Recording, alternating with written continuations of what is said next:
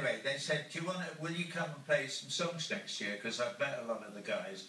And I thought, and then I had this wacky idea, which was to put together a band of vets who back from either Iraq or Afghanistan or wherever, who were wounded, and maybe put a band together. And they went, what? And then they finally said yes. So I met this lovely man at Walter Reed called Arthur Boom, who runs a program there called Music Core, where they teach them to play musical instruments or help them to recover the ability that they might have lost. Right. To play musical instruments. So I went down to Walter Reed a few times with my good friend G. Smith, and we put together a band of 12 guys, and they were amazing. It was fantastic. Blew the doors off. I mean, people were bonkers. They went bonkers. These guys are so beautiful. I love them so much, you know. And you did a great job with it.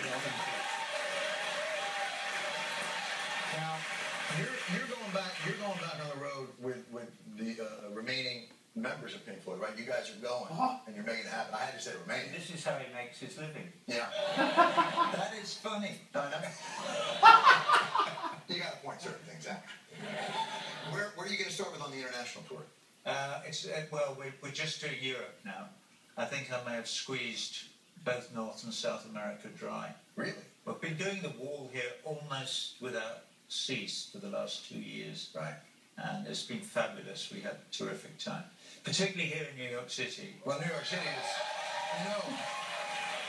we are enormous fans of walls here in New York City. Whether it's your wall or do that.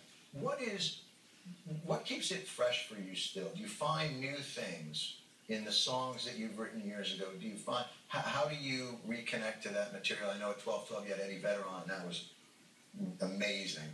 How do you reconnect with that stuff? Well, the version of The Wall that I'm doing now differs from the one that I did with Pink Floyd in 1979-80, and that it is far more universal in its message.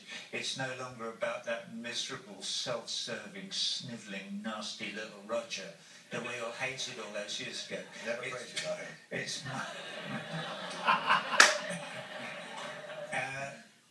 it's more about what you accuse me of, which is the rebellion that is trying to understand the world and, if possible, help people occasionally.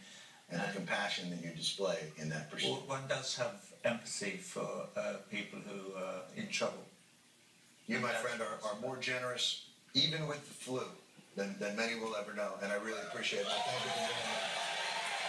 We're going to let him go and rest up and hydrate. The great Roger Waters.